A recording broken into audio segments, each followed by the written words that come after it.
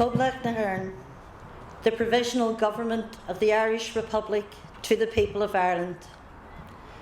Irish men and Irish women, in the name of God and of the dead generations from which she receives her old traditions of nationhood, Ireland, through us, summonses her children to her flag and strikes for her freedom. Having organised and trained her manhood through her secret revolutionary organisation, the Irish Republican Brotherhood, and through her open military organisations, the Irish Volunteers and the Irish Citizens' Army, having patiently perfected her discipline, having resolutely waited for the right moment to reveal itself, she now seizes that moment and, supported by her exiled children in America and by gallant allies in Europe, but relying in the first on her own strength, she strikes in full confidence of victory. We declare the right of the people of Ireland to the ownership of Ireland and to the unfettered control of Irish destinies to be sovereign and indefeasible. The long usurpation of that right by a foreign people and government has not extinguished that right, nor can it ever be extinguished except by the destruction of the Irish people. In every generation, the Irish people have asserted their right to national freedom and sovereignty. 6 times during the past 300 years, they have asserted it in arms. Standing on the fundamental right and again asserting it in arms in the face of the world, we hereby proclaim the Irish Republic as a sovereign, independent state. And we pledge our lives and the lives of our comrades in arms to the cause of its freedom, of its welfare, and its exaltation among the nations. The Irish Republic is entitled to, and hereby claims, it's the allegiance of every Irish man and Irish woman. The Republic guarantees religious and civil liberty, equal rights and equal opportunities to all its citizens, and declares its resolve to pursue the happiness and prosperity of the whole nation and of all its parts, cherishing all the children of the nation equally, and oblivious of the differences carefully fostered by an alien government which has divided a minority from the majority in the past. Until our arms have brought the opportune moment for the establishment of a permanent national government representative of the whole people of Ireland and elected by the suffrages of all her men and women, the provisional government hereby constituted will administer the civil and military affairs of the Republic in trust for the people. We place the cause of the Irish Republic under the protection of the Most High God, whose blessing we invoke upon our arms, and we pray that no one who serves that cause will dishonour it by cowardice, inhumanity, or rapine. In this supreme hour, the Irish nation must, by its valour and discipline, and by the readiness of its children to sacrifice themselves for the common good, prove itself worthy of the august destiny to which it is called. Signed on behalf of the Provisional Government, Thomas J. Clark, Sean McDermott, Tomas McDonough, P.H. Pearse, Eamon Kent, James Connolly, Joseph Plunkett.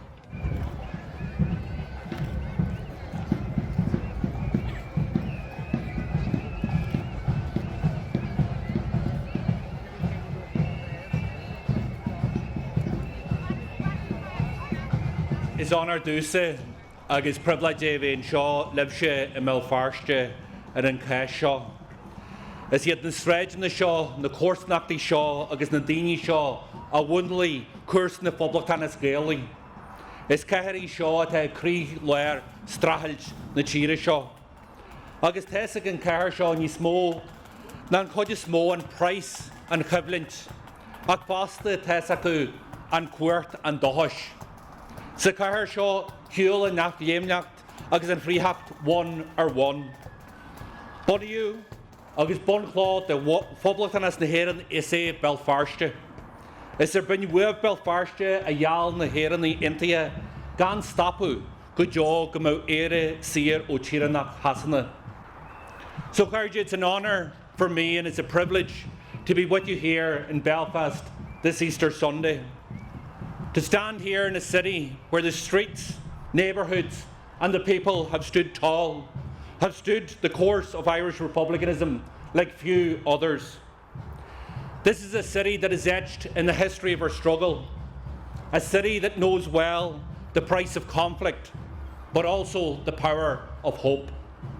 A city where resilience and resistance walked hand in hand. And Belfast has long been the cornerstone of Irish republicanism. It was on Belfast Cave Hill that the United Irishmen pledged never to desist until they had freed Ireland from English tyranny. The Falls Road, Ballymurphy, Ardoyne, Short Strand and many others, these are not just names on the map. They are places of courage, of loyalty, of enduring sacrifice, of an unbreakable republican spirit. And it is here, in this city of Belfast, that the British attempted to crush a risen people through internment, through raids, through torture and militarisation.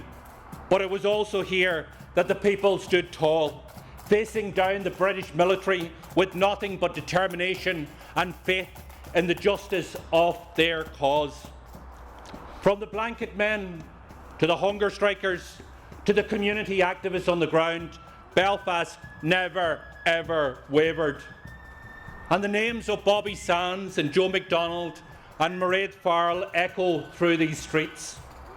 And we remember not only those of the most famous among our fallen patriots, but this Easter we remember every single man and woman who gave their lives in the pursuit for Irish freedom, and we salute them. Theirs is a legacy of bravery, of courage, and of enduring hope. And I encourage you today, we gather here at this commemoration, as Republicans do, right across the island, to remember them, not with mourning alone, but with pride and with renewed purpose. On this special day, we honour the heroes of Easter week of 1916 and all of those who carried the flame since. And we recommit ourselves to the vision that they had, a united and free and equal Ireland. There is no doubt, I urge you, that we are living in a time of extraordinary change. The political ground beneath us is shifting all the time. In the north, the days of unionist majority are gone and gone forever, and good riddance to them. And this place, once carved into existence by a guaranteed permanent unionist dominance, has now got a Republican First Minister. That is the revolutionary politics that we're involved in, Akarja. That is the change that we are bringing about. And that is not rhetoric just, that is revolutionary. That is what we can do when we put our minds to something and do something that many people believed was unachievable.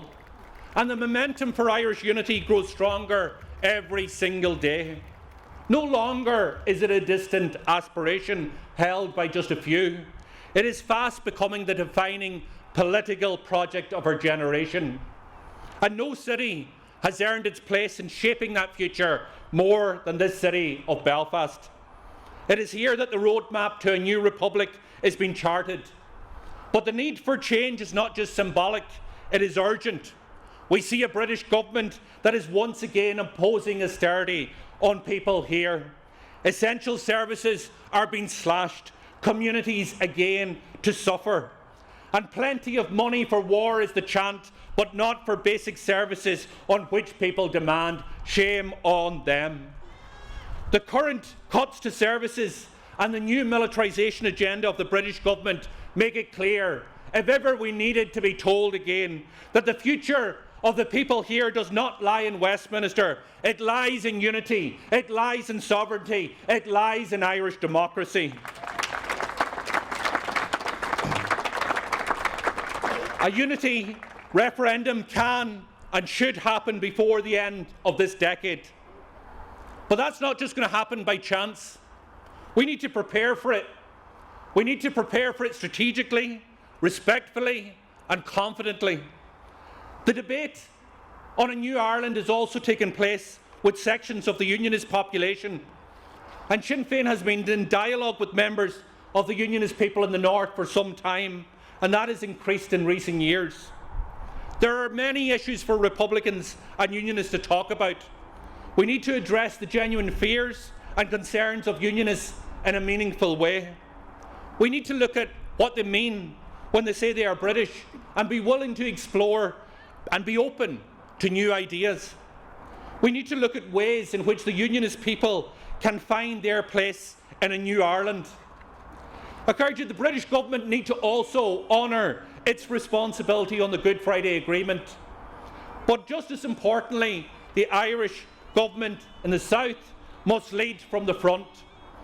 I welcome the recent comments by the former Taoiseach, Leo Varadkar, who rightly called Irish unity the political project of our generation.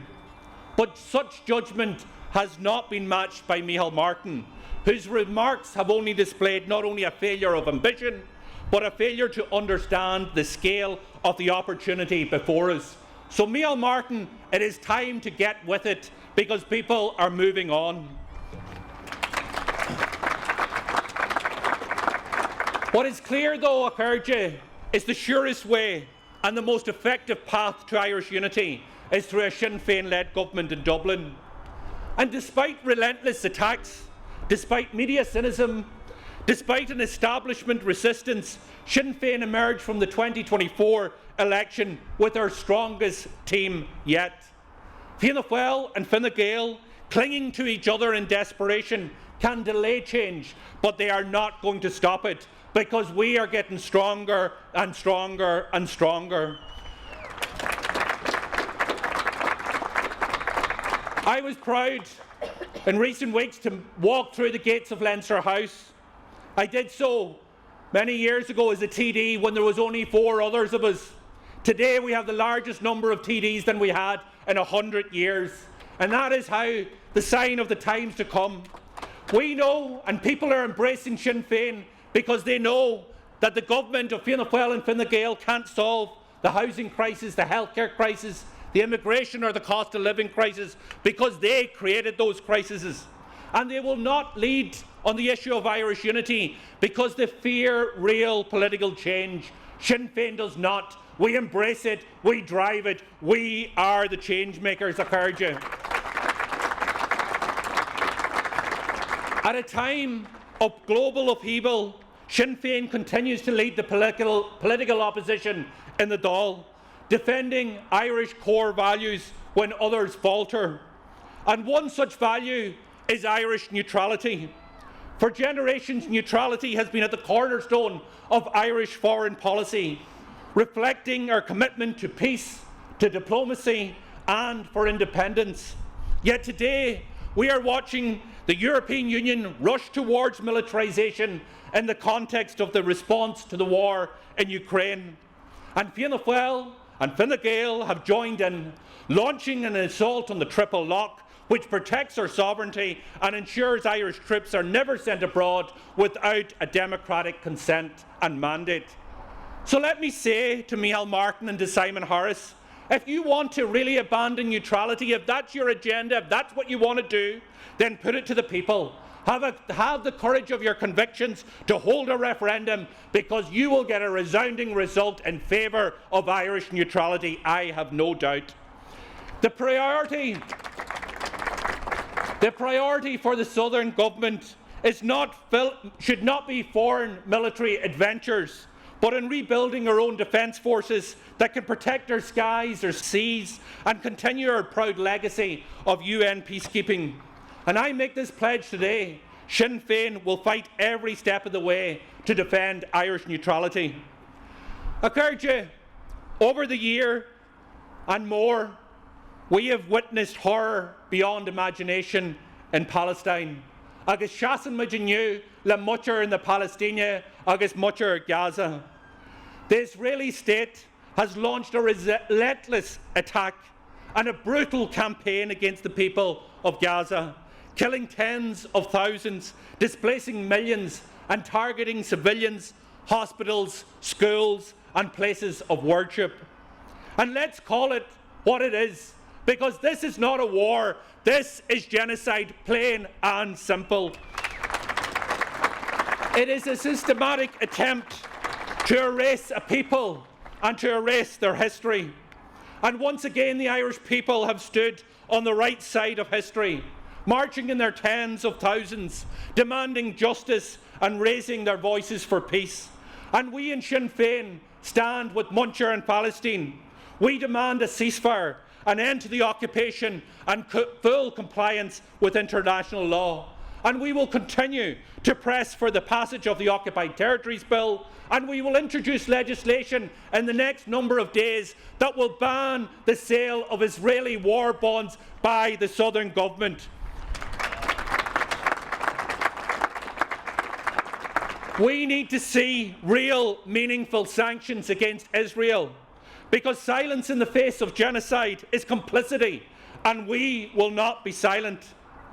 Acurge, as all of us know, as we gather here, we know that Easter is much more than remembrance, more than commemoration.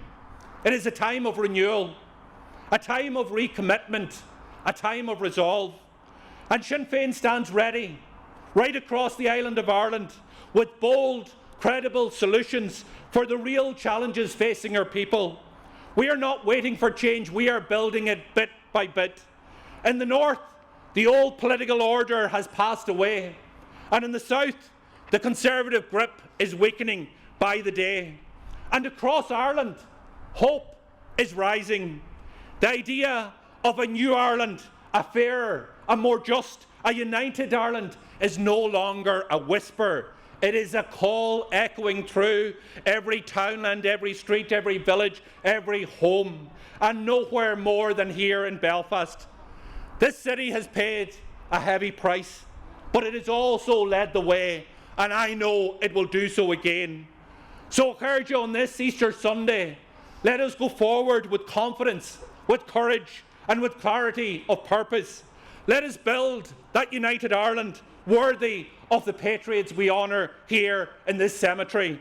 Let us build a republic of justice, of equality, of unity. A republic that is united, that is free, and that is fair for all who wishes to live in it. Array Linda Killa, Acurge, I know we can do it, and we will gather here. We will gather here on an Easter Sunday, not too far away, and an Easter Sunday when we can say, we have finished the job. We have built the republic because we are the change makers. Guramaigov.